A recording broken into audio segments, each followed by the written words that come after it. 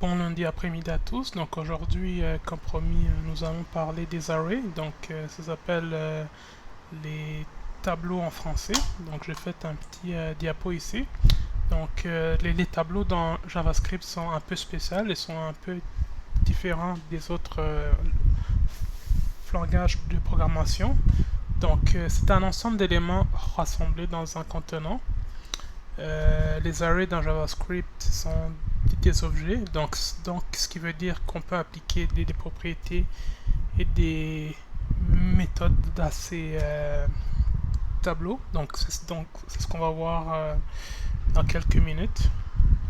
Dans JavaScript, un array peut avoir plus qu'une sorte d'éléments.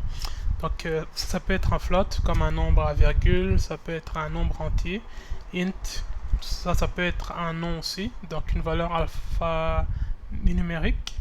Il peut aussi avoir des tableaux dans des tableaux, puis il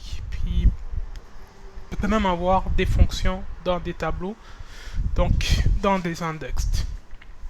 Donc pour faire l'initialisation d'un array, c'est très simple. Il faut juste faire une variable. Donc c'est comme une en fait c'est comme une variable. Donc je vais l'appeler tableau nom. Donc on va faire un petit tableau de nom.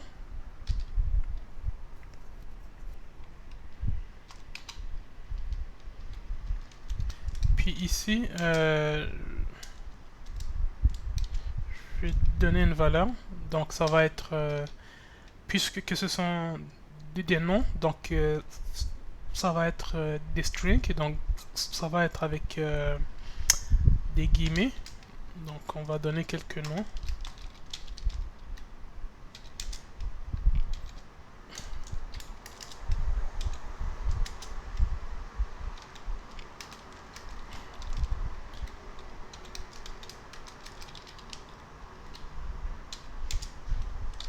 Donc ici on a un tableau de 4 index, puis comme dans les autres langages de programmation, c'est très important de savoir que j'en compte par 0, puis par la suite 1, 2, 3. Donc les tableaux commencent toujours par 0. Puis ça, je pense que c'est vraiment dans tous les langages de programmation. Donc François, c'est l'index 0. Pierre, c'est l'index 1. Sophie, c'est l'index 2. Sophie, c'est l'index 3. Donc c'est comme ça que ça marche dans tous les langages de programmation. Puis si vous suivez mes autres playlists, vous avez sûrement vu que dans C++, C Sharp, Python, on commence toujours par 0 dans les tableaux, puis même dans les listes, puis dans n'importe quoi qui a des valeurs en fait. Donc pour faire, bien sûr, si je save ici, et que je fais Alt B pour voir dans mon browser, genre vous voyez que il y a comme rien qui s'affiche bien sûr, parce que je dois l'imprimer bien sûr. Donc pour l'imprimer, c'est très simple. On peut faire document.write comme pour imprimer des phrases ou des variables en fait. Donc on peut faire document.write ici. Puis vous pouvez voir.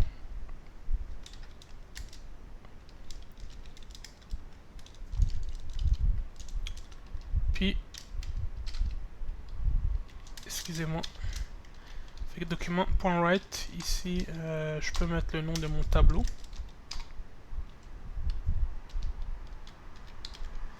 Puis là, on peut le voir affiché. Donc on sauvegarde, on fait Alt B. Puis on voit que ils sont là aussi.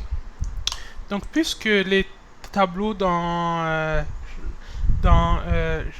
JavaScript sont des objets en fait, ce qu'on peut faire, c'est qu'on peut leur appliquer des propriétés et on peut aussi leur appliquer des méthodes. Donc il y a vraiment beaucoup de propriétés. Je pense qu'il y en a plus que 20.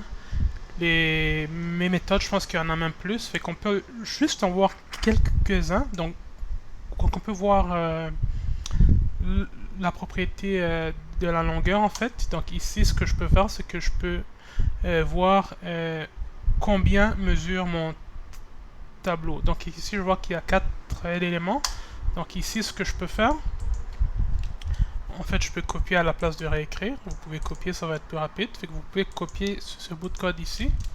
Puis on peut appliquer une propriété à ce tableau qui est un objet. Donc ici, j'ai tableau nom, puis je peux appliquer la propriété lint qui va me retourner le nombre d'éléments dans mon tableau.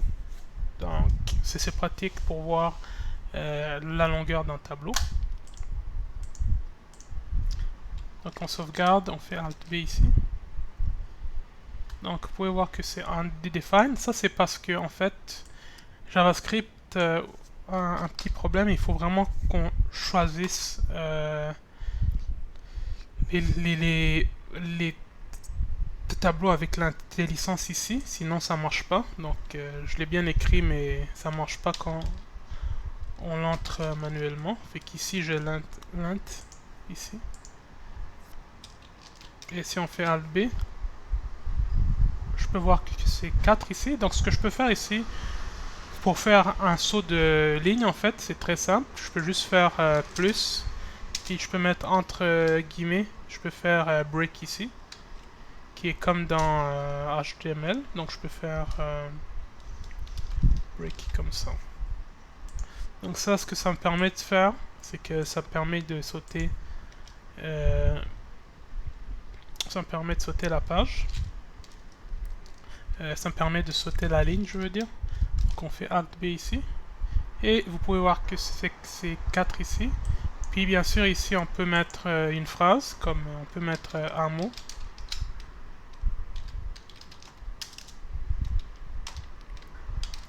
Donc on saute ici et on fait plus.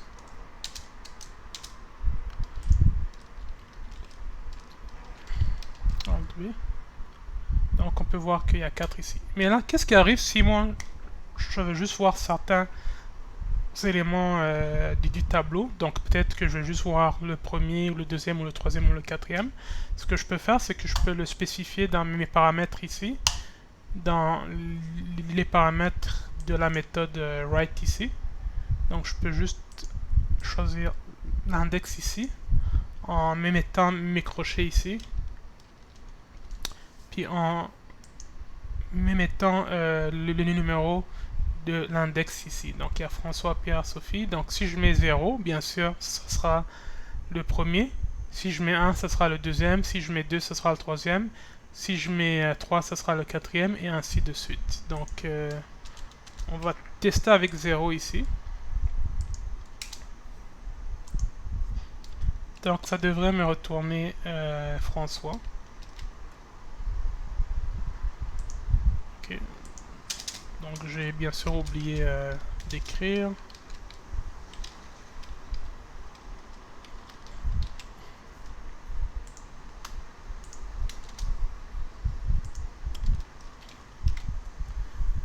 Donc ça me retourne juste François. Ce que je peux faire aussi, c'est que je peux en mettre d'autres aussi. Donc je peux faire tableau nom. Donc je peux mettre d'autres index. Donc pourquoi pas le dernier qui est le troisième index aussi.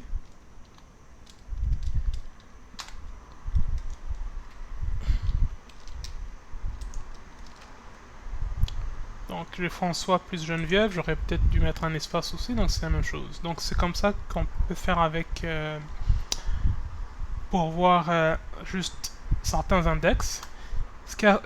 Donc ce qui arrive aussi, c'est que puisque mon tableau est un non-objet, je peux aussi appliquer certaines méthodes. Donc il y en a vraiment plein. Donc on peut faire un petit exemple, puis on va en faire d'autres au fur et à mesure dans les vidéos suivantes. Donc on peut faire la même méthode de la sorte ici en fait, qui mélange les éléments d'un tableau ensemble. Donc ici ce que je vais faire, c'est que je vais juste mettre tableau ici. Donc ça va juste me montrer mon tableau.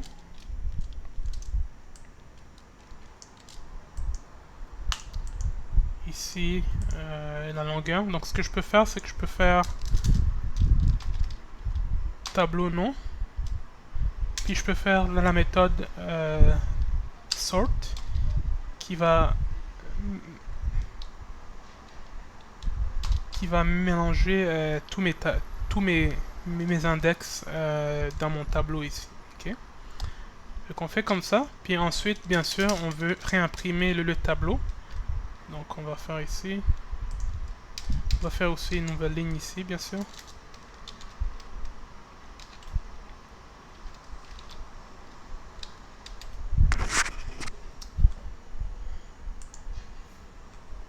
Document. Alright. Fait que vous allez voir que le tableau nom aura changé.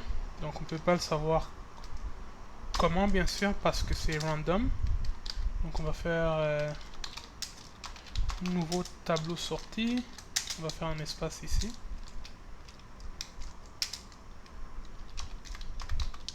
Donc vous pouvez voir que ça l'aura mélangé. Là, la méthode ici va l'avoir mélangé.